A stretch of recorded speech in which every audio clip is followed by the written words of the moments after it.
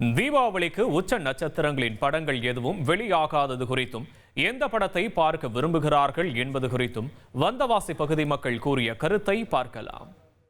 பொதுமக்கள் இந்த தீபாவளிக்கு என்னென்ன திரைப்படங்கள் பார்க்க போறாங்க என்று பொதுமக்கள் கருத்துக்களை கேட்போம். ஹரிஷ் கல்யாண் படம், டீசல், துருவ விக்ரம், பைசன், பிரதீப் ரங்கநாதன் இன்னும் நல்லாவே நடிச்சிட்டு இருக்காரு.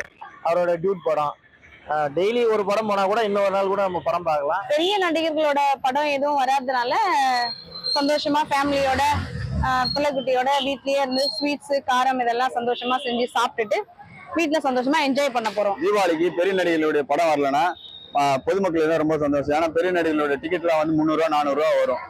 இதெல்லாம் வந்து ரொம்ப சந்தோஷமா பசங்களோட ஸ்வீட்டோட கொண்டாடலாம். இந்த லோ பட்ஜெட் படம் வந்தாக்கா எங்களை மாதிரி ஆள் நடுத்தர வர்க்கத்துக்கு சந்தோஷமா இருக்கும். கொண்டாடி பிள்ளைங்களோட பசங்களோட ஃப்ரெண்ட்ஸுங்களோட படம் வெடி வச்சுக்கின்னு படத்தை 3 மணி நேரம் டைம் வேஸ்ட் பண்ணதை விட நம்ம வெடி வச்சுன்னு என்ஜாய் பண்ணலாம்.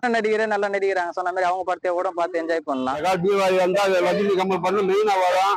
அதை படம் பார்க்கறது சந்தோஷமா இருக்கும். தீபாவளி மாதிரி தெரியும். பிரியாணி படம் வர தீபாவளி மாதிரி தெரியாது. அதனால கண்டிப்பா பிரியாணி படம் கண்டிப்பா வந்தா நல்லா தீபாவளி நல்லா இருக்கும். அப்போ விலைவாசிக்கு அது கம்மியான பட்ஜெட்ல படம் வந்துச்சு. இப்ப விலைவாசி அதிகமான கூட கவுண்டர் டிக்கெட் அதிகமா தான் இருக்கும். அதனால தீபாவளி வாங்க முடியுமா? பிரியாணி படம் கண்டிப்பா வந்து ஆகணும். தீபாவளிக்கு வெளியாகும் திரைப்படங்கள் குறித்து வந்தவாசி பகுதி மக்கள் கூறிய கருத்துக்களை பார்த்தோம். இனி செல்லும் இடமெல்லாம் செய்தி.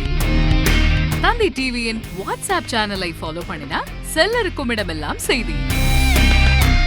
இதோ QR கோட் இப்பவே ஸ்கேன் பண்ணுங்க, ஃபாலோ பண்ணுங்க.